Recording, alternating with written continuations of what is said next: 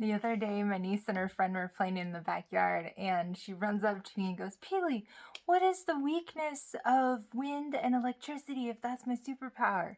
And I immediately was like, oh, it's you can't hold on to anything. You're not grounded. It can't stay anywhere. You need something to always be there to hold you down.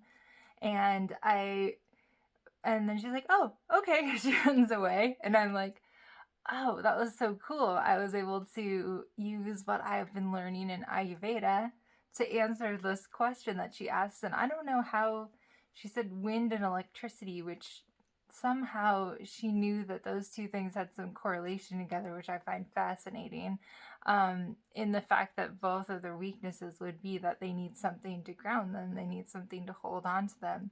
And I have been, because I've been really studying this now more than ever, I am applying this to everything as in my life that's going on. And one of the main things with Ayurveda is how we can make that with our own bodies, balance ourselves, how we can use the principles of Ayurveda to balance ourselves. And so when I am feeling more spacey and airy, and that electricity of like I can't settle and I can't focus and I can't get my mind to be on one thing, I know that I need something grounding. I know I need something to hold me down. And the best way to think about this, and the easiest way to remedy this, is when you eat a big meal. Think about like Thanksgiving dinner, and you have that full stomach, and you're just kind of like, you just kind of like, and you sit back and you feel heavy. You can feel the heaviness in you. You can feel that grounding in you. And with that heaviness and grounding comes calmness. It comes like stability within the mind, which can play out in feeling fatigued and tired after having that meal.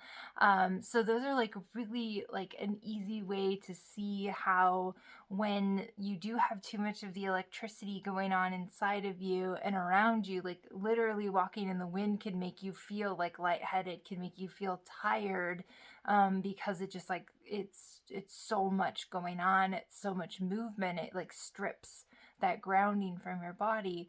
And so when you have some grounding foods, or grounding weather, or even just something heavy that you're wearing, like weighted blankets are really popular for anxiety.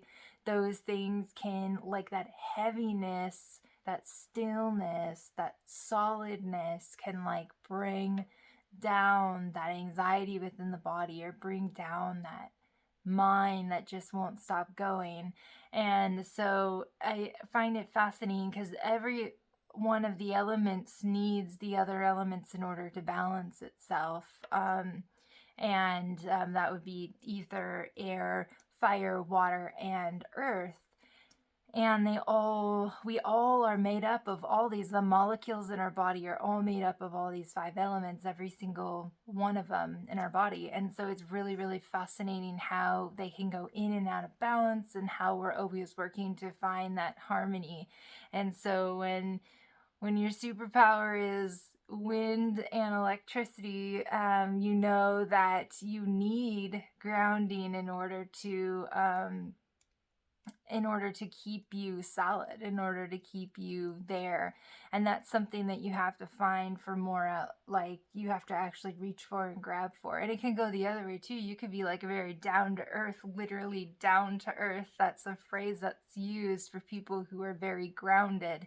And when you are down to earth like that, you might be more prone to getting kind of more stagnant, or stuck in your ways, or stuck in just laziness or less lethargy, just kind of okay with not getting up and moving too much. And you need to reach outside of you to grab that electricity and that wind energy.